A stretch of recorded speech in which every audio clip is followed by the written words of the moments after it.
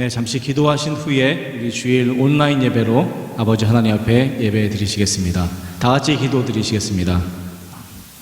하나님 아버지 감사드립니다.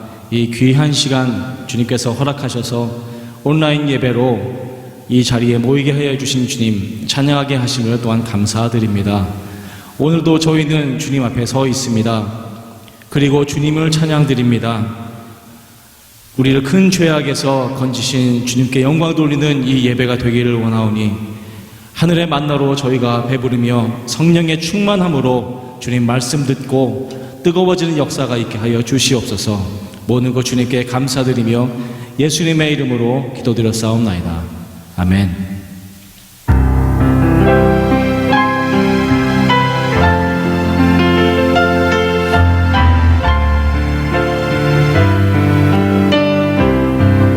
같이 임마누엘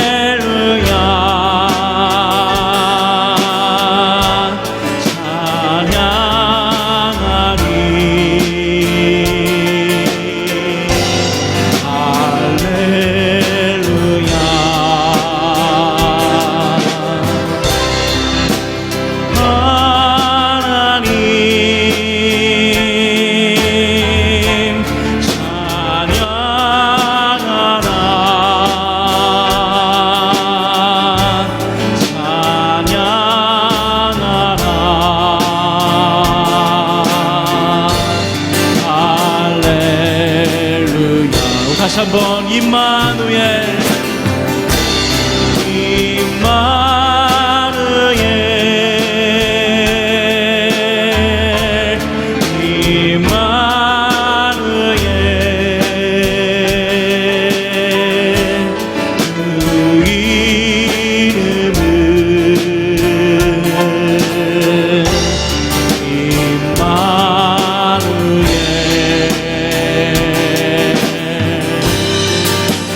그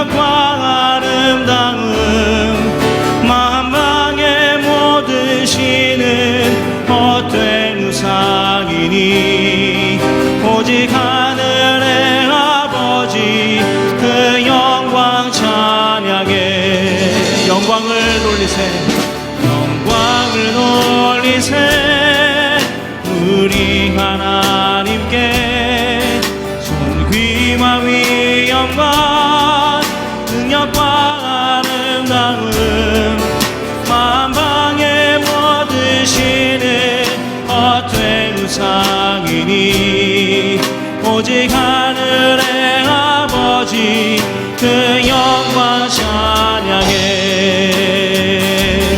주님의 영광 모든 나라 위에 주님의 영광 온 세계 위에 하늘에 계시는 이 아버지 영광 찬양해 우리 주님 나라 영원하리라 우리 주님 뜻은 이루어지리라 영광을 돌리세 영광을 돌리세 우리 하나님께 존귀와 위엄과 능력과 아름다움 만방의 모든 신은 헛된 우상이니 오직 하늘의 아버지 그 영광 찬양해 주님의 영광 모든 나라 위에 주님의 영광 온 세계 위에 하늘에 계시는 이 아버지 영광 찬양해 주님 너의 나라 영원하리라 우리 주님 뜻은 이루어지리라 주님의 영광 주님의 영광 모든 나라 위에 주님의 영광 온 세계 위에 하늘에 계시는 이 아버지 영광 찬양해 우리 주님 나라 영원하리라 우리 주님 뜻은 이루어지리라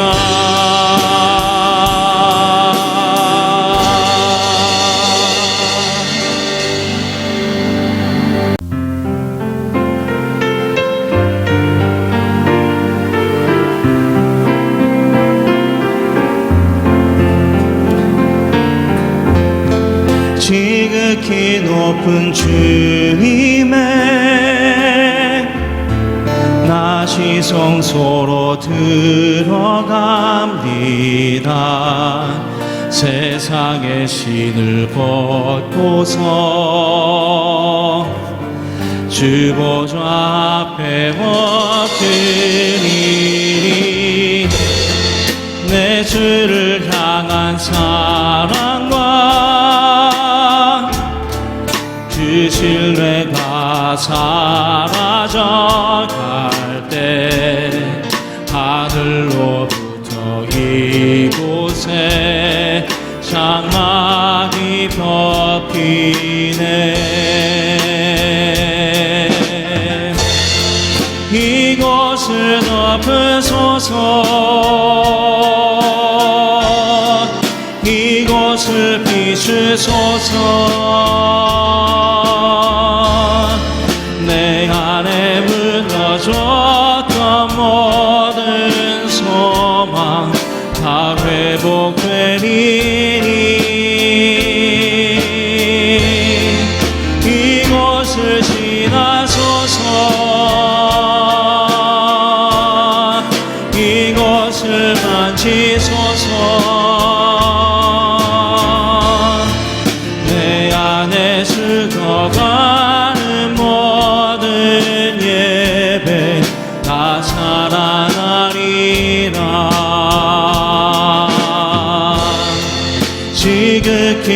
높은 주님의 다시 성소로 들어갑니다. 세상의 신을 벗고서 주 보좌 앞에 엎드리니 내 주를 향한 사랑과 그 신뢰가 사라져갈 때 하늘로부터 이곳에 장막이 덮이네. 이곳을 덮으소서. 이곳을 비추소서. 내 안에 무너졌던 모든 소망 다 회복되리니 이곳을 지나소서. 이곳을 만지소서. 내 안에 죽어가는 모든 예배 다 살아나리라. 이곳을 덮으소서. 이곳을 덮으소서. 이곳을 비추소서. 내 안에 무너졌던 모든 소망 다 회복되리니 이곳을 지나소서. 이곳을 만지소서. 내 안에 죽어가는 모든 예배 다 살아나리라.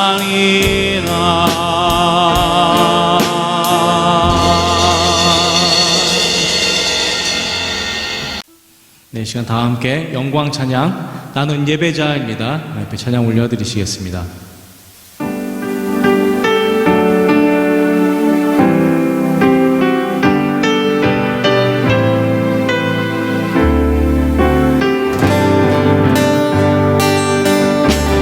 나는 하나님을 예배하는 예배자입니다. 내가 서 있는 곳 어디서나 하나님을 예배합니다.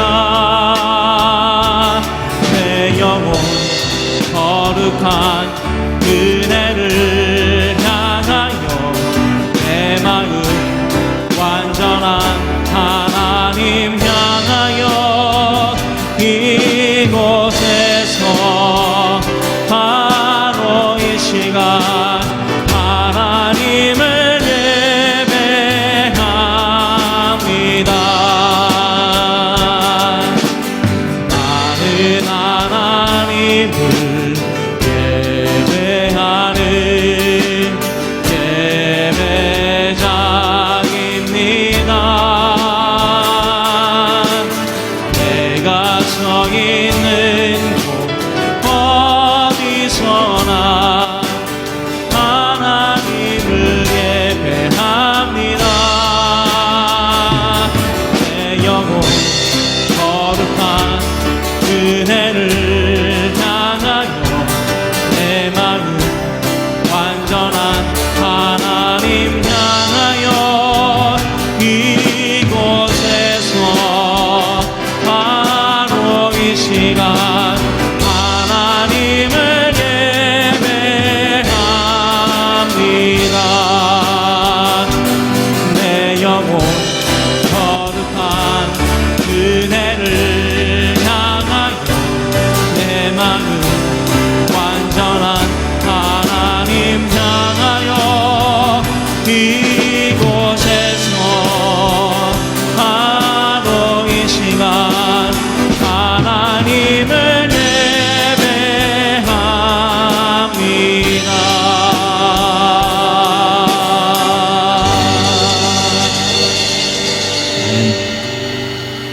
우리의 생명 되신 아버지 하나님, 주님의 이름을 높여 드립니다. 오늘도 이 우주를 운행하시는 하나님의 계획은 실수가 없으심을 인정하며 모든 영광을 주님 앞에 올려드립니다. 우리의 연약함을 아시는 주님, 이 죄악 많은 세상에서 버려두지 아니하시고 구원케 하시는 주님, 그 모든 계획이 주님의 주권 아래에 있사오니 주님, 실망과 허망이 주는 이 순간이라 할지라도 주님 가르쳐 주신 하나님을 향한 겸손함으로 잠잠히 주의 영광을 바라보게 하여 주시옵소서. 비록 무화과 나무잎이 마르고 포도 열매가 없어도 저희는 그저 주님으로 인해 기뻐하는 성도임을 다시 한번 고백하고 감사드리며 이 모든 말씀 우리 주 예수 그리스도의 이름으로 기도드렸사옵나이다. 아멘.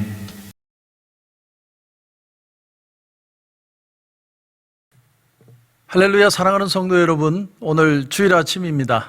이제 4월 우리가 마지막 주가 되는데, 우리가 사실은 4월 마지막 주로 모든 것을 이제 종료하고 5월 달부터는 새롭게 시작될 것을 기대했지만, 아직 정부나 또 가주 주지사는 뚜렷한 내용을 발표를 하지 않았습니다. 제가 알기로는 5월 중순까지도 이것이 가야 된다고 알고 있습니다. 그래서 중간에 어떤 변수가 일어나면 여러분에게 반드시 광고를 통해서 말씀을 드리고, 지금은 5월 달도 일단은 이렇게 온라인 예배로 계속 가야 할 것 같습니다. 아마 5월 중순까지는 여러분 그렇게 가야 할 것 같은데, 우리 성도님들 다 같이 기도하면서 이 어려운 시간을 잘 이겨내시기를 바라고, 우리 홈페이지를 많이 여러분 활용해 주십시오. 홈페이지에 뭐 여러 가지 내용들도 올리고, 또 설교도 주일 설교, 또 매일 새벽 설교를 같이 올리고 있습니다. 여러분 많이 활용해 주시고, 또 온라인 헌금이나 여러 가지 방법들도 있습니다. 여러분들이 교회가 어렵고 힘들지만 또 우리 성도님들이 불편하지 않도록, 그나마 여러분들이 불편하지 않도록 여러 가지 방법들을 찾고 있습니다. 여러분 그렇게 기도해 주시고, 또 우리가 이 코로나 사태로 혹시나 어려움 당하는 분들이 있다면 또 여러분들이 잘 또 위로와 함께, 또 그런 분들이 있으면 또 한번 또 이렇게 알 수 있으면 또 우리가 도울 수 있는 방법도 한번 찾아보는 것도 좋을 것 같습니다. 여러분들이 하여튼 이 어려운 시간에 모두가 다 같이 한마음이 돼서 이 어려움을 지혜롭게 잘 이겨나갈 수 있도록 우리 성도님들 기도해 주시고, 또 교회를 방문하는 분들도 여러분들이 또 감사하는 마음으로도 저희들이 만나고 있습니다. 여러분 어떤 상황이 있든 몸 조심하시고, 또 온라인 예배는 5월 중순까지 계속 가겠다는 것, 여러분 그렇게 잠정적으로 여러분에게 광고를 드립니다. 그동안에 혹시나 다른 내용이 나타나면 여러분에게 바로 광고할 수 있도록 그렇게 하겠습니다. 오늘 광고는 이거 하나입니다. 우리 성도님들 건강하시고 또 믿음으로 꼭 승리하시기를 주님의 이름으로 축원합니다.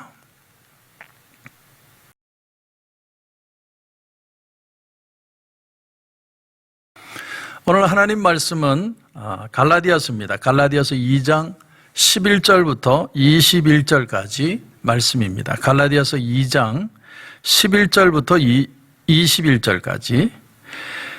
게바가 안디옥에 이르렀을 때에 책망받을 일이 있기로 내가 그를 대면하여 책망하였노라.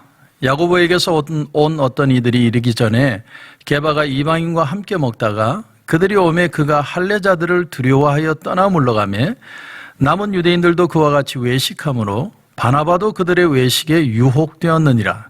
그러므로 나는 그들이 복음의 진리를 따라 바르게 행하지 아니함을 보고 모든 자 앞에서 게바에게 이르되 내가 유대인으로서 이방인을 따르고 유대인답게 살지 아니하면서 어찌하여 억지로 이방인을 유대인답게 살게 하려느냐 하였노라. 우리는 본래 유대인이요 이방 죄인이 아니로되 사람이 의롭게 되는 것은 율법의 행위로 말미암음이 아니요 오직 예수 그리스도를 믿음으로 말미암는 줄 알므로 우리도 그리스도 예수를 믿나니 이는 우리가 율법의 행위로서가 아니고 그리스도를 믿음으로써 의롭다 함을 얻으려 함이라. 율법의 행위로서는 의롭다 함을 얻을 육체가 없느니라. 만일 우리가 그리스도 안에서 의롭게 되려 하다가 죄인으로 드러나면 그리스도께서 죄를 짓게 하는 자냐? 결코 그럴 수 없느니라. 만일 내가 헐었던 것을 다시 세우면 내가 나를 범법한 자로 만드는 것이라. 내가 율법으로 말미암아 율법에 대하여 죽었나니 이는 하나님에 대하여 살려 함이라. 내가 그리스도와 함께 십자가에 못 박혔나니 그런즉 이제는 내가 사는 것이 아니요 오직 내 안에 그리스도께서 사시는 것이라. 이제 내가 육체 가운데 사는 것은 나를 사랑하사 나를 위하여 자기 자신을 버리신 하나님의 아들을 믿는 믿음 안에서 사는 것이라. 내가 하나님의 은혜를 패하지 아니하노니 만일 의롭게 되는 것이 율법으로 말미암으면 그리스도께서 헛되이 죽으셨느니라. 아멘. 한번 기도드리겠습니다. 하나님, 오늘 바울이 베드로를 책망한 사건을 통해서 우리 그리스도인들의 진실과 외식에 대해서 우리가 다시 한번 깊이 고민하게 하시고 어려운 시간들 주님이 주시는 지혜와 또 믿음의 행동으로 꼭 승리하는 귀한 시간들 되게 하옵소서. 주님 은혜 주실 줄 믿고 예수님의 이름으로 기도드립니다. 아멘. 신앙의 적이 뭘까? 우리 신앙을 변질시키는 적이 있다면 그 적은 도대체 어떤 걸까? 첫째로 우리가 우선 생각할 수 있는 것은 뭐냐면 신앙을 추상화하는 것입니다. 신앙을 모호한 추상적 진리로 만들어버리는 것이죠. 예를 들면 성경을 많이 읽는 사람은 믿음이 크다. 혹은 교회를 오래 다녔으면 당연히 예수도 잘 믿는 것이다. 이런 생각들입니다. 여러분, 능숙하고 유스트되었다는 것이 잘 믿는 것을 대변하는 것이 될 수는 없습니다. 장로는 믿음이 좋겠지, 더 잘 믿겠지, 목사의 믿음은 말할 것도 없겠지. 여러분, 혹 여러분 중에 그렇게 생각하시는 분이 있을 수 있습니다. 그러나 그렇게 생각하지 마십시오.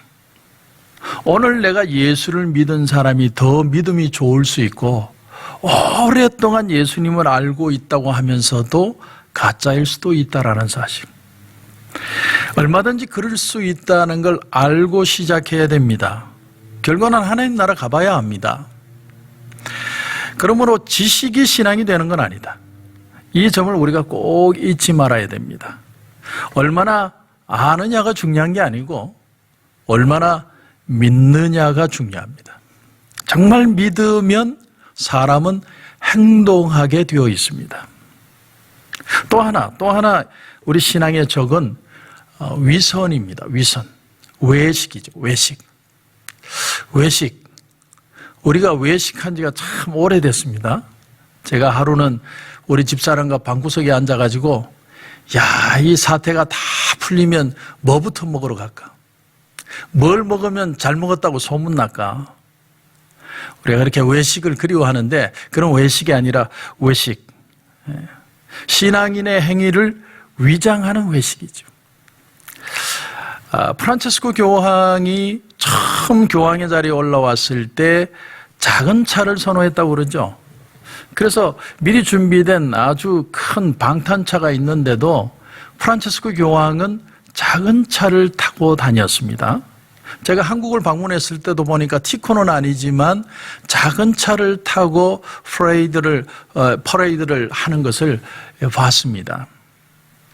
그런데 프란체스코 교황이 이 카톨릭계를 흔들었던 그 성추행 신부들에 대한 입장을 단호하게 취하지 못함으로 인해서 상당히 점수가 깎였습니다. 그러니까 작은 차를 선호하는 이런 어떤 것 행동들이 직분을 성부하게 만드는 것은 아니다라는 것을 우리가 보여줄 수 있는 거죠. 사도행전 5장에도 보면 아나니아와 삽비라 부부 사건이 나옵니다.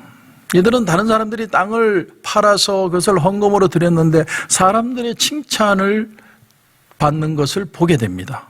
야, 칭찬받는 거 간단하네. 내가 돈 좀 내면 되겠구나. 그래서 자기가 가진 땅을 팔았어요. 근데 이 땅값이 만만치 않은 겁니다. 그동안 땅값이 오른 거예요.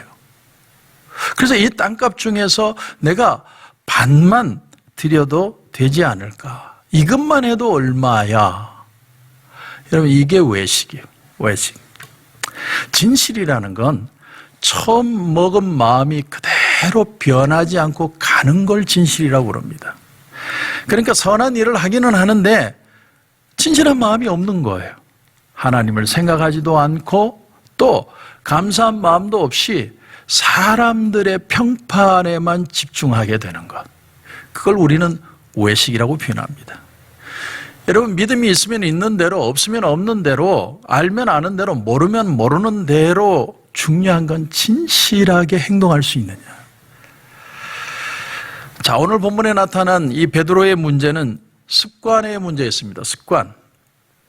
유대인이기 때문에 유대인들만 가지고 있는 나름대로의 그 민족적인 관습, 습관이라는 것이 있었습니다. 참 어려운 얘기입니다. 오늘 베드로가 이방인하고 식사를 하고 있다가 예루살렘에서 어떤 일련의 무리들이 내려왔는데 그걸 보는 순간 그냥 깜짝 놀라서 자기도 모르게 습관적으로 관성적으로 튀어나간 거예요. 여기 오늘 12절에 보시면 야고보에게서 온 어떤 이들이 이르기 전에 게바가 이방인과 함께 먹다가 원어에 보면 수네스티엔이라는 단어를 씁니다. 그런데 이 단어가 중요한 게 아니라 시제가 중요합니다. 미완료 시제로 되어 있어요. 미완료 시제를 살려서 해석을 하면 이렇게 됩니다. 게바가 이방인과 함께 습관을 따라 먹다가, 다시 말하면 한 번만 먹은 게 아니라는 거예요. 그렇게 많은 식사의 자리를 초대받고 그들과 종종 식사를 했다는 얘기예요. 굉장히 놀라운 거죠. 베드로에게 엄청난 어떤 변화가 일어난 겁니다. 그러니까 유추해보면 고넬료의 가정에 가서 복음을 전하고 그들을 위해 기도할 때 성령이 그들에게 임하는 역사를 베드로가 체험했죠. 그때 베드로가 아주 놀라운 충격을 받습니다. 야, 복음이라는 게, 은혜라는 게 우리 민족만 가진 고유의 우리 것인 줄 알았는데 이 은혜는 모든 사람들에게, 이방인에게조차 기회가 주어지는 것이구나. 그것을 깨닫는 순간 이 베드로가 틀을 깨고 나와요. 그의 마음에 엄청난 변화가 일어납니다. 그런데 그 외에 일반 유대인들은 이 민족주의에 사로잡혀 있었습니다. 아주 철저했습니다. 선민의식이 있어서 유대인이 아닌 사람들에게서는 배타적이고 아주 교만해요. 제가 이스라엘을 갔을 때도 어떤 상점에 들어서 티셔츠 하나를 사는데도 물론 그 사람만 그랬을 수도 있지만 하여튼 얕보는 게 느껴졌어요.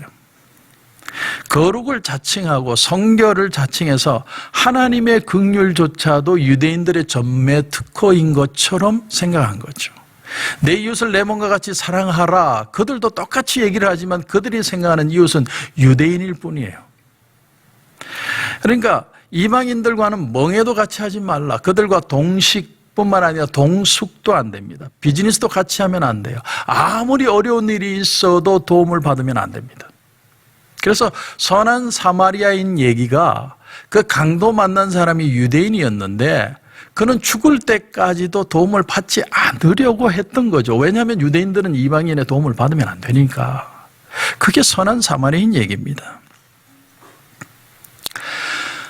움베르토 에코라는 사람이 지은 장미의 이름이라는 소설이 있습니다. 아주 오래된 아주 베스트셀러가 된 책인데 중세 어느 수도원에서 연쇄 살인 사건이 난 얘기를 다루고 있습니다. 그 연쇄 살인 사건이 일어난 거예요, 수도사들에게. 그래서 이 살인 사건을 조사하기 위해서 프란시스코 수도사 윌리엄이라는 사람이 특별히 수도원으로 파견이 됩니다. 그리고 조사 끝에 호르헤라는 맹인 늙은 수도사가 범인이라는 것을 찾아내게 됩니다. 자, 이 호르헤라는 사람은 아주 독실한 사람이에요. 정말 이웃을 내 몸과 같이 사랑하는 것을 몸소 실천하려고 했던 그 늙은 수도사였는데, 그런데 왜 같은 수도사들을 죽이려고 했을까? 여기서 얘기는 완전히 반전이 됩니다. 이 수도원의 도서관에는 아리스토텔레스가 직접 필사본 형태로 적은 시학 제2권의 책이 있었습니다. 이 책에는 아리스토텔레스가 유머, 웃음에 대해서 아주 긍정적인 부분을 다루는 내용이 나옵니다. 그런데 호르헤는 이 도서관의 책들을 보다가 이 아리스토텔레스의 그 유머에 대한 부분에 꽂혀서 그 책을 읽고 그 웃음의 가치를 발견하게 되는 수도사들마다 다 살해한 거예요. 여러분, 중세신앙관이라는 게 뭐예요? 중세신앙관은 금욕과 절제입니다. 어떻게 해서든 우리의 욕망, 삶을 억제하고 사는 거죠. 여러분, 키에르케고르라는 아주 유명한 신학자가 있습니다. 이 키에르케고르에게는 약혼녀가 있었습니다. 약혼녀. 그래서 이제 막 결혼을 앞두고 있는데 키에르케고르가 그 일기에 나오는 내용입니다. 제가 지지난주에인가 설교를 했던 사도 바울이 고린도전서 7장 26절에 이런 말씀을 했죠. 내 생각에는 임박한 환난으로 말미암아 사람이 그냥 지내는 것이 좋으니라. 이건 이 부부 가정을 이루는 삶의 고통도 알고 직면하라는 의미인데 키에르케고르는 그 말에 꽂혔던 것 같아요. 내가 평생 독신으로 살 거냐 아니면 결혼할 거냐, 그 심각한 질문을 했던 겁니다. 아마 저를 닮아서 트리플 A형이었던 것 같아요. 결국은 결정을 내렸습니다. 약혼을 파기한 거예요. 그리고 평생을 키에르케고르는 우울하게 살았다라고 전해집니다. 저 같으면 결혼하고 말았을 텐데 이 사람은 심각하게 받아들인 거죠. 그런데 중세에는 하나님에 대해서 하나님이 마치 CCTV를 켜놓고 그 사람들의 죄를 낱낱이 다 기록을 해서 그 녹화한 자료로 심판한다라고 생각을 한 거예요. 그래서 그 시절의 사람들은 모두가 다 금욕적이고 경건하고, 그런데 이런 상황에서 어떻게 사람이 웃을 수가 있어요? 웃음이라는 자체를 상상할 수 없는 겁니다. 그래서 이 호르의 신부가 그 책에다가 사람이 침을 바르고 책을 넘기잖아요. 책 그 페이지에다가 전부 독을 묻혀가지고 그 책 보는 놈마다 다 죽도록 만든 겁니다. 옛날에 제가 어릴 때 그 셜록 홈즈인가 이 궤도 루팡인가 그 책을 보다가도 아마 그렇게 범죄를 일으킨 내용을 본 것 같은데, 그러니까 심판을 받는 인간이 어떻게 웃을 수 있느냐는 거예요. 하나님 앞에 어떻게 거룩한 하나님 앞에 웃을 수 있느냐, 가당치도 않다. 그 의협심이 자기가 생각하는 어떤 그 믿음의 관점이 사람들을 연쇄살인하는 쪽으로 사건을 일으키게 되었다는 거예요. 여러분, 얼마나 큰 모순입니까? 오늘 본문에서 바울이 지적하는 게 바로 이 부분입니다. 베드로가 복음의 진리를 깨닫지 못한 게 아닙니다. 다시 말하면 인식의 문제가 아니라는 거죠. 그는 봤습니다. 은혜가 뭔지를 압니다. 그런데 이 복음의 진리를 행동으로 나타내는 데는 실패했다는 거예요. 이걸 말하고 있는 거예요. 이방인의 땅인 안디옥에 갔더니 안디옥 교회 교인들이 얼마나 그를 환영하는지 모릅니다. 믿음의 대사도 베드로라고 그렇게 환영하고 웰컴하고 베드로가 순간 우쭐했습니다. 근데 이 사람들이 환영만 하고 끝났을까요? 아주 화려하게 음식을 차려서 그 베드로 선생님을 대접을 하는 거예요. 어쩔 수 없이 그 자리에 앉았습니다. 순간적으로 유대인이라는 그 관습을 망각해버린 거예요. 그 자리가 한 번이 두 번이 되고 두 번이 세 번이 되고 어쩔 수 없이 그렇게 끌려간다고 생각했을지도 모릅니다. 근데 오늘 본문에 보니까 12절에 야고보에게서 온 어떤 이들, 야고보가 보냈다는 말도 없고 야고보의 제자라는 것도 알 수 없습니다. 그냥 예루살렘에서 온 사람들이, 그들이 불쑥 나타나는 순간에 베드로가 정신이 번쩍 든 겁니다. 하나님의 말씀도 알아요. 진리가 뭔지도 압니다. 성경을 머리에 훤히 꿰뚫고 있는 사람이에요. 그러나 문제는 여전히 행동으로 그 깨달은 복음의 진리를 따라 살 수 없었다라는 게 문제예요. 그 익숙한 틀로 다시 돌아간 겁니다. 관성적으로. 오늘 우리가 이 코로나 사태를 통해서 우리가 이 괴리를 경험하고 있지 않습니까? 나는 믿음으로 살아왔고 지금까지 어느 정도 내가 하나님께서 축복을 해주셨고 내가 누릴 수 있었고 이대로 그대로 쭉 살다가 하나님 나라 가면 됩니다. 그런데 갑자기 우리의 믿음의 근간, 뿌리를 흔드는 엄청난 일이 벌어졌습니다. 연말까지도 이 사태가 해결이 되지 않을 수도 있다는 그 불안감, 염려가 우리의 믿음의 근간을 다 흔들어 버리는 거예요. 그래서 예수 믿는 게 뭐야? 내가 왜 예수를 믿지? 아주 근본적인 질문으로 다시 돌아가는 경험을 혹시나 여러분 하고 있지 않습니까? 우리가 흔히 예수를 닮는다, imitating Christ 그런 얘기를 많이 하죠. 예수 그리스도인들에게, 예수를 믿는 그리스도인들에게 유행하는 단어가 정말 imitating Christ, 예수님을 닮고 싶다. 근데 뭘 닮을 것이냐? 흔히 일반적으로 생각하는 예수님을 닮는다는 건 많은 사람들이 인격적인 부분에 대한 겁니다. 인격. 예를 들면 오른밤을 치면 왼밤도 돌려대라. 악을 악으로 갚지 말고 손으로 악을 이겨라. 이런 식으로 인격적으로. 그러나 여러분 복음서를 한번 가만히 보십시오. 거기에만 국한된 것이 예수님의 모습이 아닙니다. 예수님의 더 큰 우리를 향한 하나님의 뜻, 하나님의 은혜의 이미지는 인간을 보는 예수님의 시각이었어요. 예수님의 시각. 여러분 예수님은 그 앞에 병자가 앉아 있으면 그냥 지나치실 수가 없었던 분입니다. 안식일이라고 해도 안식일에 금기인 일하지 말라는 그런 틀이 있었다 할지라도 한 영혼을 불쌍히 여기는 마음으로 예수님은 그 사람을 치유해 주십니다. 한 번은 외아들이 죽어서 장례 행렬이 나가고 있는 과부가 된 한 여인의 그 슬픔이 주님에게 그대로 다가왔어요. 너무나 고통스러워서 예수님은 그 죽은 아들에게 다가가고 그 아들을 살려내십니다. 살려내실 수밖에 없는 그 아픔을 이해하시는 주님, 그 주님이 바로 하나님 아버지의 마음이라는 거예요. 여러분 예수님을 정말로 흉내내겠다, 정말 본받겠다라는 사람은 예수님의 긍휼히 여기는 마음을 본받아야 됩니다.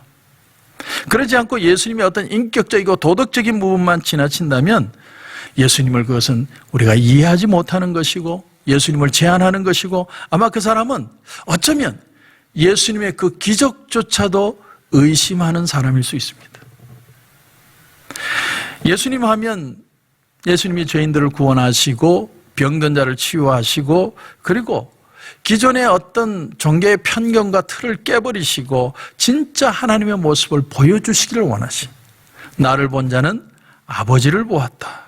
그러니까 사람들이 그때까지 잘못 알고 어떤 부분적으로만 알고 있던 하나님의 모습에 대해서 하나님 아버지의 마음은 이런 것이다라는 걸 보여주신 게 예수 그리스도의 특별함이고 예수 그리스도의 영광입니다.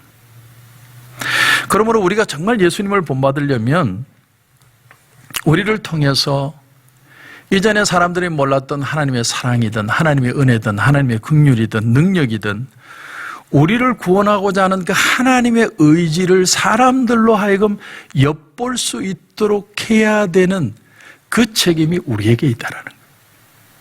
이번에 여러분 코로나 바이러스 사태로 우리는 뭐에 집착하고 있습니까? 내가 빨리 이 문제를 해결해야 될 것이다에만 집착하고 있지는 않습니까? 정말 주님의 마음은요, 그 코로나 바이러스 사태로 병들어 있고 고통당하고 죽어가는 그 영혼을 불쌍히 여기는 그 불쌍히 여기는 마음이 주님의 마음이에요. 우리는 얼마나 그런 마음으로 이 시대를 바라보고 주님이 한 영혼이 죽어가는 그 안타까움을 가지고 복음을 그들에게 전하시고 싶은 주님의 마음을 우리는 얼마나 이해하고 받아들이고 있는가. 이것이 우리의 포커스가 되어야 된다는 거예요. 우리가 주님의 모습은 한낱 도덕적인 모습으로만 자꾸 축소시키면 안 됩니다. 기독교를 하나의 가치관으로만 축소하면 안 됩니다. 예수님이 즐겨하시던 일 중에 하나가 당시 사람들의 틀을 깨는 거였습니다. 안식일에는 병자를 고치면 안 된다는 틀, 또 죄인은 가까이 하면 안 된다는 틀, 또 의를 사람들 보는 앞에서 한다는 틀, 예수님은 틀을 깨뜨려서 기존의 종교인들은 오히려 불편했고 그러나 아웃사이드에 있던 소외된 사람들은 오히려 예수님을 환영하고 좋아합니다. 그리고 어디까지 나가냐면 하나님은 어떤 일부분의 사람들, 유대인들에게만 하나님은 하나님이 되시는 게 아니라 하나님은 모든 사람들, 그를 찾고 예수님을 통해 긍휼함을 잊기를 원하고 예수를 믿는 자마다 누구든 오늘도 오픈이 되어 있고 주님을 만날 수 있다는 그 기대를 가진 자에게 모두의 하나님이고, 그 하나님은 멀리 계신 하나님이 아니라 오늘도 우리 가까이 계신 하나님이시고 우리와 함께 하심을 깨닫게 하는, 누구에게나 다 오픈되어 있는 그 주님의 역사, 그 주님을 사람들은 기뻐하고 환영했다는 사실입니다. 예수님이 성찬식을 마지막 만찬에서 베푸시죠. 그런데 그 성찬식의 특이한 점이 뭔 줄 아십니까? 그것은 성찬이라고 따로 구분해서 성찬식을 하지 않았다는 거예요. 예수님은 식사를 하는 가운데 떡을 주시면서 받아 먹어라, 이것은 내 몸이라. 또 잔을 주시면서 너희가 다 이것을 마시라. 이것은 죄 사함을 얻게 하려고 많은 사람을 위하여 흘리는 바 곧 나의 피, 언약의 피니라. 그러니까 음식은 본래 있는 거예요. 그런데 그 음식을 먹는 자리에 성찬의 의미를 주님이 가미하신 겁니다. 그러니까 친교하는 식사, 그 속에 성찬이 있다. 하나님의 언약을 기억하는 친교, 하나님의 언약을 기억하는 식사, 그것이 성찬이라는 거예요. 고린도전서 11장에 넘어가 보면 이 성찬에 대한 얘기가 바울에 의해서 재해석되어집니다. 여러분, 고린도전서 11장 33절 이하에 보면 그런즉 내 형제들아 먹으러 모일 때에 서로 기다리라. 만일 누구든지 시장하거든 집에서 먹을지니 이는 너희의 모임이 판단받는 모임이 되지 않게 하려 함이라. 그 밖의 일들은 내가 언제든지 갈 때에 바로 잡으리라. 여전히 성찬의 의미가 초대교회도 똑같이 먹는 자리로 연결이 됐습니다. 성찬식의 자리를 따로 하지 않았다는 거죠. 먹는 자리, 하나님의 언약을 친교하는 자리로 성찬은 존재합니다. 그런데 한 가지 중요한 얘기를 바울이 얘기를 합니다. 그게 뭐냐면 진정한 성찬은 같이 먹는 것이다. 같이 먹는 것이다. 먼저 왔다고 먼저 먹지 말고 나중에 올 자를 기다려주라는 거예요. 혹시나 배고픈 사람이 있으면 먼저 집에서 먹고 오는 한이 있더라도 같이 먹는 것이 성찬이다. 그럼 그 당시에 늦게 오는 사람들이 누구였을까요? 노예들이었습니다. 노예. 그러니까 노예들은 하루 종일 주인을 섬기다가 그 모든 일을 다 정리하고 교회로 오는 겁니다. 그러니까 먼저 온 주인들은 먼저 먹을 수 있는 것이고 노예들은 기다리는 것도, 그렇게 하루 종일 일하는 것도 힘든데 와서도 성찬에 참여할 자리를 뺏긴 거예요. 그걸 보고 사도 바울이 말하는 겁니다. 노예나 주인이나 모두가 같이 같은 자리에서 love feast, 같이 먹는 그 자리가 바로 성찬의 의미다. 바울이 그걸 가르쳐 준 겁니다. 주님은 십자가상에서 마지막에 이 말씀을 하셨습니다. 테텔레스타이, 다 이루었다라는 뜻입니다. 다 이루었다. 여러분, 그런데 한번 생각해 보세요. 도대체 뭘 다 이루었습니까? 제자들 다 도망가고 떡 하나라도 얻어먹었던 사람들이 전부 다 배신해서 예수님을 죽여라고 그렇게 외치는 그 사람들을 보면서 도대체 주님이 뭘 다 이루셨다는 거예요. 그래서 거기에 대한 대답이 오늘 20절입니다. 그래서 오늘 본문의 핵심은 20절이에요. 굉장히 중요한 말씀이고 여러분이 잘 아는 말씀입니다. 여러분 20절을 보십시오. 내가 그리스도와 함께 십자가에 못 박혔나니 그런즉 이제는 내가 사는 것이 아니요 오직 내 안에 그리스도께서 사시는 것이라. 이제 내가 육체 가운데 사는 것은 나를 사랑하사 나를 위하여 자기 자신을 버리신 하나님의 아들을 믿는 믿음 안에서 사는 것이라. 자, 여러분 자세히 보십시오. 내가 그리스도와 함께 십자가에 못 박혔나니, 이건 내가 율법을 향해 죽었다라는 말과 같습니다. 이건 내가 이룰 수 있을 것이란 의로운 행동에 대해서 죽었다는 뜻입니다. 근데 하나님은 나를 십자가에 못 박으신 게 아니라 예수님을 십자가에 못 박으셨습니다. 그러면 예수님이 십자가에 못 박히시던 날 이 세상의 모든 사람들의 죄가 다 사해졌느냐? 그게 아니다라는 걸 오늘 20절에 조건부로 얘기를 합니다. 20절 하반절을 다시 보시면 이제 내가 육체 가운데 사는 것은 나를 사랑하사 나를 위하여 자기 자신을 버리신 하나님의 아들을 믿는 믿음 안에서 사는 것이다. 바로 그 사실을 믿는 사람들이 율법의 죄로부터 사함을 얻게 해주셨다, 그런 뜻입니다. 이게 바로 테텔레스타이, 다 이루었다는 뜻의 의미라는 거예요. 사단은 오늘도 말합니다. 하나님, 저 백목사가 죄를 지었습니다. 저 인간 십자가에 못 박아야 되지 않겠습니까? 그때 주님이 나타나셔서 하나님 아버지에게 이렇게 얘기하는 거예요. 아버지, 백목사가 나를 믿었습니다. 내가 백목사를 대신해서 십자가를 졌습니다.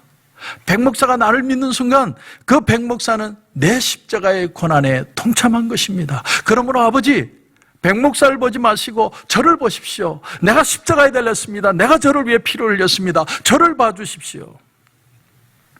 그때 하나님 아버지가 주머니에서 선글라스를 꺼내시는 거예요. 그 선글라스를 탁 끼십니다. 그 선글라스는 어떤 선글라스냐면 예수님의 보혈이라는 선글라스입니다. 그걸 끼시고 다시 나를 보시고 이렇게 외치는 겁니다. 너는 의인이다. 너는 이제부터 내 아들이다. 그런 예수님을 믿는 것을 통해 예수님이 이루신 죄사함의 사건이 테텔레스타이, 다 이루었다는 말의 의미라는 겁니다. 여러분, 저는 의인도 아니고 앞으로도 계속 의인이 될 가능성은 별로 없는 것 같아요. 그런데 주님이 십자가 보혈로 저를 의롭다 칭해 주셨습니다. 이게 테텔레스타입니다. 다 이루었다. 그리스도의 보혈의 피로 이를 믿는 자마다 주님이 은혜로 이 일을 다 이루어 주실 것이다. 그것을 믿을 때 그 주님의 다 이루심의 역사가 내 몸과 내 마음에서 일어나게 되는 거죠. 그게 바로 구원의 역사라는 겁니다. 그러므로 여러분, 어떻게 우리가 진짜 변화될 수 있을까요? 진리를 따라 진리의 삶을 우리가 어떻게 살아갈 수 있습니까? 가장 중요한 겁니다. 여러분, 그리스도께서 나를 위해 하신 일을 받아들여야 됩니다. 받아들여야 돼요. 오늘 본문이 우리에게 보여주는 중요한 사실은 베드로의 외식을 넘어서서 베드로 같은 위대한 사람도 실수할 수밖에 없다라는 사실은 우리에게 보여주고 있습니다. 여러분, 인간은 누구나 다 실수한다는 거예요. 누구나 다 넘어진다는 거예요.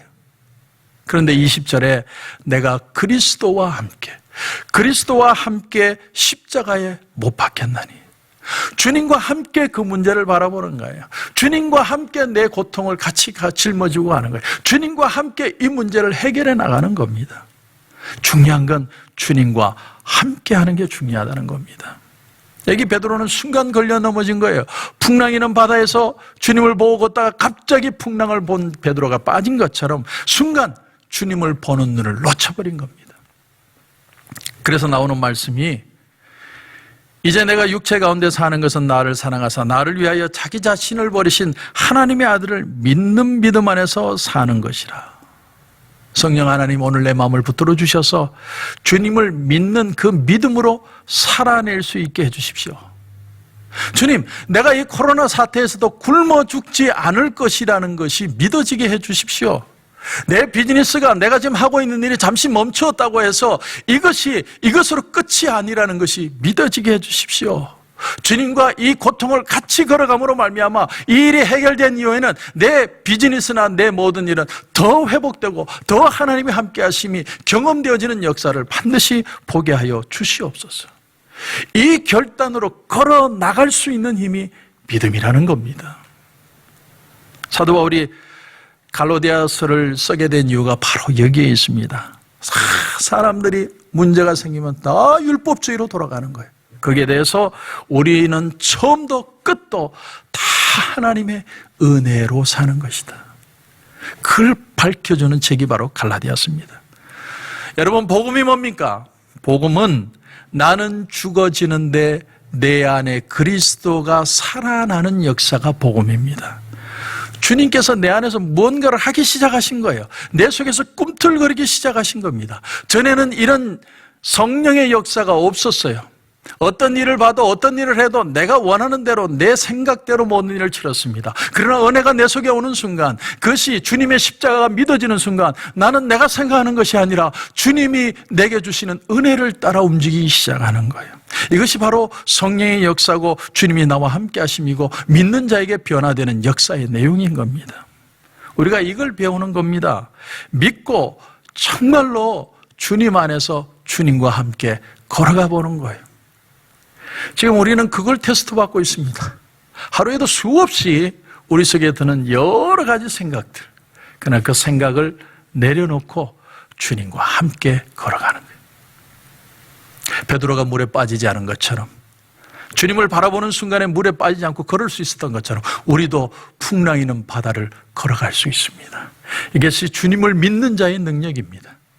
저는 이번 한 주간도 저와 여러분이 이 믿음 안에서, 예수 그리스도를 믿는 믿음 안에서 테텔레스타이 모든 것이 완벽하게 이루어지는 놀라운 축복을 경험하는 저와 여러분이 되시길 주님의 이름으로 축원합니다. 기도드리겠습니다. 하나님 은혜를 감사합니다. 오늘 이 귀한 아침에 우리가 하나님의 말씀을 같이 생각해 보았습니다. 베드로 같은 위대한 사도도 넘어질 수 있다는 사실을 통해서 우리가 의를 이루는 게 아니라 주님과 함께 의롭다 여겨지는 삶을 살아가는 것을 알게 하심을 감사합니다. 믿음으로 승리하게 하시고 주님과 함께 걸어서 하나님의 반드시 회복하는 축복을 경험하는 우리 모든 성도들 되게 하여 주옵소서. 하나님께서 한 주간도 지켜주시고 더 큰 은혜로 인도해 주실 줄 믿고 예수님의 이름으로 기도드립니다. 아멘.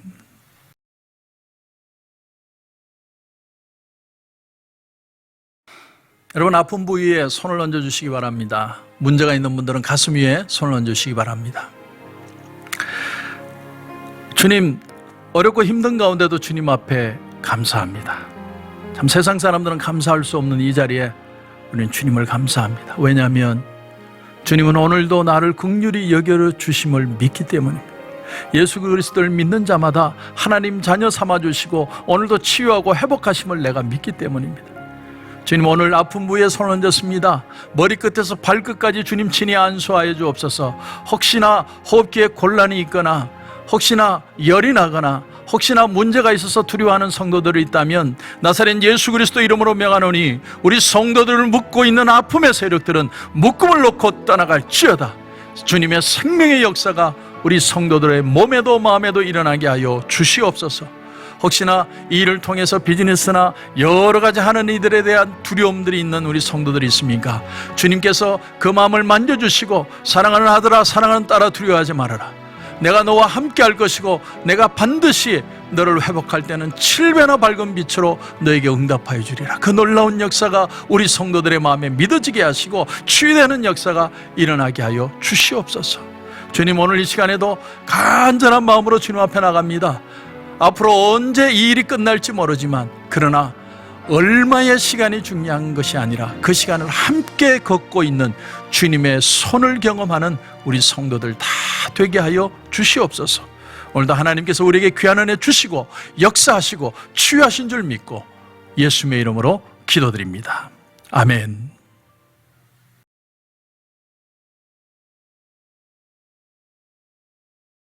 하나님 은혜를 감사합니다. 오늘 이렇게 귀한 예물을 하나님 앞에 올려드립니다. 우리 사랑하는 성도들 정말 예수 그리스도를 믿기 때문에 헌금을 드립니다. 정말 우리가 절감하고 실감합니다. 하나님이 우리를 먹이시고 여기까지 오게 하셨다는 걸 다시 한번 깨닫고 하나님 앞에 감사의 헌금들을 드립니다. 주님, 이 손길들을 축복해 주옵소서.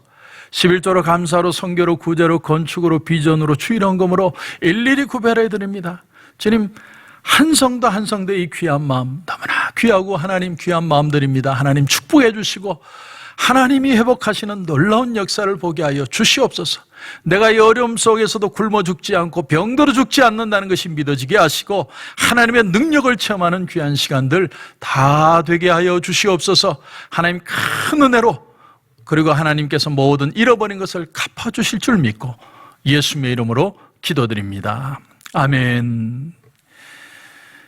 이제는 우리 주 예수 그리스도의 은혜와 우리 하나님 아버지의 무한하신 사랑과 성령님의 감화, 감동, 위로, 충만, 교통하시는 역사가 이제 우리의 마음속에 찾아오는 두려움이나 염려나 걱정보다 더 크신 하나님의 은혜를 붙들고 믿음으로 다시 걸어가기를 소원하는 여기에 고개 숙인 우리 성도들과 가정과 직장과 사업터 위에 이제로부터 영원토록 함께 없으기를 간절히 축원하옵나이다. 아멘. 당신을 기뻐하는 하나님, 당신을 축복하는 하나님, 당신의 웃는 얼굴 속에서 하나님의 웃음 보이네. 당신의 길을 아는 하나님, 당신의 마음을 아는 하나님, 당신이 행복할 수 있도록 하나님 돌보시네. 그 하나님은 신실하시고 그 많은 사랑 당신에게 주길 원하네. 그 하나님은 하늘에 쌓은 새로운 소망을 당신에게 줬다